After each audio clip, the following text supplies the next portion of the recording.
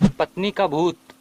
ये कहानी लुधियाना शहर के एक रहवासी की है। वो अपने बिजनेस के काम से पूर्व अफ्रीका की राजधानी नैरोबी में जाके रहने लगा। एक बार उसकी पत्नी अफ्रीका से पंजाब वापस आई और अचानक से उसको दिल का दौरा पड़ा, इसलिए उसकी हालत बहुत ही गंभीर हो गई। डॉक्टर्स ने भी उसको बचाने का बहुत ही प्रयास किया, लेकिन वो नाकामयाब रहे और उस बिजनेसमैन की पत्नी का मरण हो गया। मरने से पहले उसने अपनी अंतिम क्रिया विधि के बारे में बात किया था। उसी तरह से उस विधि पूर्वक उसका अंतिम क्रियाकरण कर दिया गया। कुछ समय बाद उस औरत को पति की भी तबीयत बहुत ज्यादा खराब हो गई। डॉक्टर्स ने उन्हें लंदन जाके अपना इलाज करवाने को बोला। लंदन में डॉक्टर्स ने उनका तपास करके बोला कि तेरा रोग बहुत ही बड़ा नहीं है, थोड़े समय के बाद तुम ठीक हो जाओगे। और इतना सुनकर उस आदमी ने चैन की सांस लेके होटल पे वापस आ गया। उस रात को जैसे ही अपने रूम का दरवाजा खोला तो उसको लगा कि कोई पहले से ही उसके रूम में कोई है। आगे जाके जब उसने देखा कि सामने बेड पे उसकी मृत्यु हो गई, पत्नी बैठी थी। ये देख के वो आदमी थर थर कांपने लगा। डर के कारण उसके गले में से आवाज भी नहीं निकल पा रही थी, लेकिन उसकी पत्नी की आत्मा ने उसके सामने जाके बोलना चालू कर दिया। उस आदमी की पत्नी ने बोला, आपने जिस तरीके से मेरा अग्नि संस्कार किया है उससे मैं बहुत ही